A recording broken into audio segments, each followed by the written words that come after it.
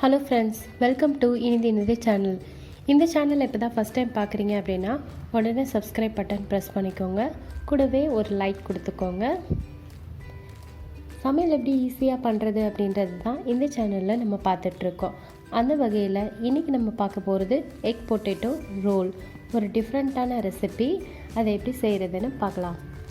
அதுக்கு ஒரு 4 பொட்டேட்டோ எடுத்திருக்கேன். உருளைக்கிழங்கை நல்லா தண்ணி ஊற்றி உப்பு போட்டு குக்கரில் ஒரு 4 விசில் எடுத்து வேக வச்சுக்கோங்க. வேக வச்ச உருளைக்கிழங்க நல்லா மசிச்சு எடுத்துக்கோங்க. இந்த மாதிரி நல்லா மசிச்சுக்கோங்க. மசிச்ச உருளைக்கிழங்குல 2 வெங்காயம், 2 தக்காளி, கொஞ்சம் கொத்தமல்லி இலைகள், இது எல்லாத்தையும் சின்ன சின்னதாக கட் பண்ணி போட்டுக்கோங்க. இதுக்கு தேவையான அளவு உப்பு, 1 டீஸ்பூன் மிளகுத்தூள், இது எல்லாத்தையும் சேர்த்து நல்லா மிக்ஸ் பண்ணி விட்டுக்கலாம். இதை நம்ம ரோல் பண்ணுறதுக்கு உள்ள ஸ்டஃபிங் வைக்க போகிறோம்.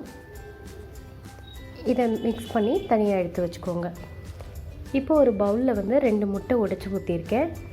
இதுக்கு தேவையான அளவு உப்பு, கூடவே உங்களுக்கு சர்க்கரை விருப்பமாக இருந்துச்சுன்னா இதில் சர்க்கரை ஆட் பண்ணிக்கலாம்.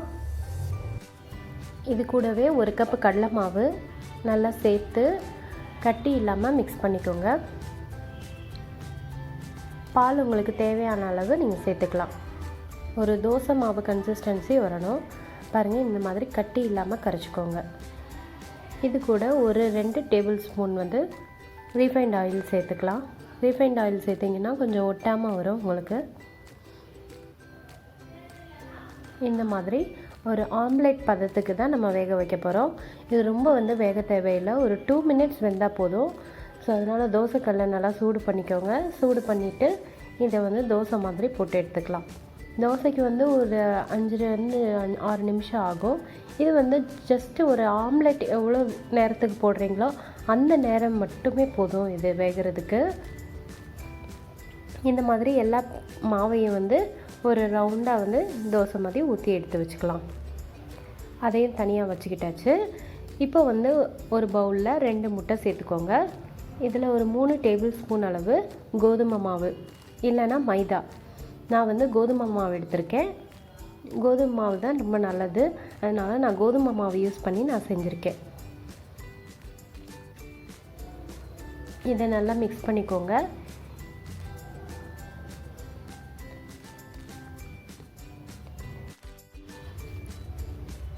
இப்போ நம்ம சுட்டு வச்சிருந்த தோசையை எடுத்துக்கோங்க. இப்போ உருளைக்கிழங்கு அந்த ஸ்டஃபிங்கை உங்களுக்கு எவ்வளோ தேவையோ அந்த அளவுக்கு உள்ளே வச்சு இந்த மாதிரி சைடில் மடிச்சுட்டு இப்படி சுருட்டி விட்டுக்கோங்க. இந்த மாதிரி எல்லாத்தையுமே நம்ம ரெடி பண்ணி வச்சுக்கலாம். இதுக்கப்புறம் நம்ம டிப் பண்ணி பிரெட் கிராம்ஸில் போட்டு நம்ம டோஸ்ட் பண்ணி எடுக்க போகிறோம். இது ரொம்பவே டிஃப்ரெண்ட்டான ரெசிபி. கண்டிப்பாக எல்லோரும் ட்ரை பண்ணுங்கள். இந்த மாதிரி வெளியே வராதபடி எல்லாத்தையும் சுருட்டி தனியாக எடுத்து வச்சுக்கோங்க.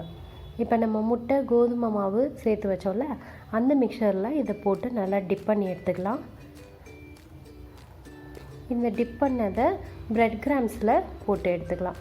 சப்போஸ் உங்களுக்கு பிரெட் கிராம்ஸ் கிடைக்கல அப்படின்னா ரஸ்க்கை நீங்கள் மிக்சியில் போட்டு அரைச்சி நம்ம இந்த மாதிரி எடுத்துக்கலாம்.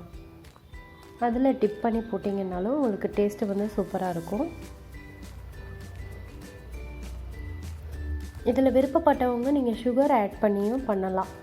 சுகர் ஆட் பண்ணிங்கன்னா உங்களுக்கு அந்த கேரமலைஸ் ஆகி ரொம்பவே நல்லாயிருக்கும், கலர்ஃபுல்லாக இருக்கும். இப்போ இதில் பேன் நல்லா சூடு பண்ணியாச்சு. சூடு பண்ணி இதில் 3 டேபிள் ஸ்பூன் எண்ணெய் சேர்த்துட்டு ரொம்ப ஷாலோ ஃப்ரை தான் பண்ண போகிறோம். டீப் ஃப்ரை பண்ண தேவையில்லை. இந்த மாதிரி நல்ல கலர்ஃபுல்லாக சூப்பராக உங்களுக்கு ரெடி ஆயிடுச்சு. சண்டே லீவ் டயத்தில் ஒரு டிஃப்ரெண்ட்டான ரெசிபி செய்யணும் அப்படின்னு நீங்கள் நினச்சிங்கன்னா கண்டிப்பாக இதை ட்ரை பண்ணுங்கள். வீட்லேயே சிம்பிளாக நம்ம ஒரு பொட்டேட்டோ எக்கு இதை வச்சு ஒரு டிஃப்ரெண்ட்டான ரெசிபி ஈஸியாக நம்ம பண்ணலாம். இது குழந்தைங்களுக்கும் ரொம்ப பிடிக்கும். கண்டிப்பாக நீங்கள் ட்ரை பண்ணி பாருங்கள். அவ்வளோதான், சூப்பராக கலர்ஃபுல்லாக நம்மளுக்கு ரெடி ஆகிடுச்சு. இதை நம்ம பிளேட்டுக்கு மாற்றிடலாம். இது கூட ஒரு டொமேட்டோ சாஸ் வச்சு சாப்பிட்டிங்கன்னா நல்லாயிருக்கும். இந்த ரெசிபி கண்டிப்பாக நீங்களும் வீட்டில் ட்ரை பண்ணி பாருங்கள். உங்களுக்கு இந்த வீடியோ பிடிச்சிருந்துச்சுன்னா மறக்காமல் லைக் கொடுத்துருங்க. மீண்டும் அடுத்த வீடியோவில் ஒரு இன்ட்ரெஸ்டிங்கான ரெசிபியோடு உங்கள் எல்லாரையும் சந்திக்கிறேன். Bye bye friends.